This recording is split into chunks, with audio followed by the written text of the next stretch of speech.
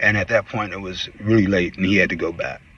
Well, also during the course of this reading of the letters, I found out who he was, as far as his family and so forth.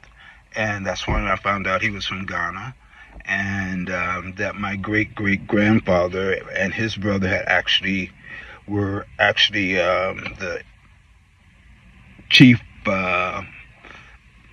builders of the Ashanti Nation.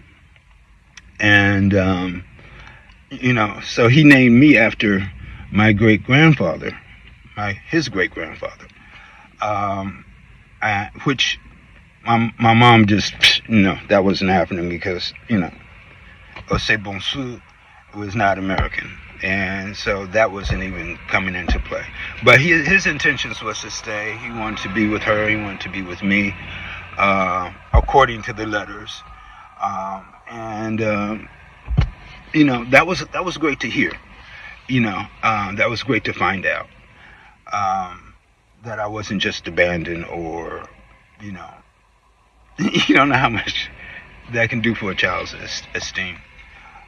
Just to know that your parents did love you, and it wasn't the typical, slam bam, thank you ma'am situation that it was. Now, from my mother's perspective, I always assumed that she was in love with him.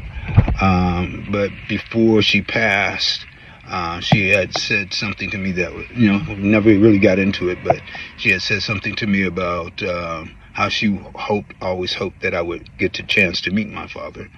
And I said, for you guys to get back together too. She said, no, that was never going to happen anyway. When she met my father, it was almost like one of those game shows.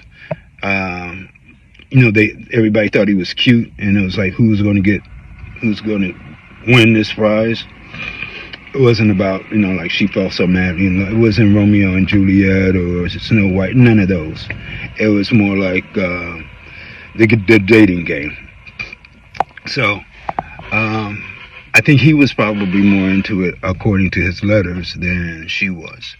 But anyway, that's their deal. That was their story. I'm here, and that's that. But like I said, the finding out about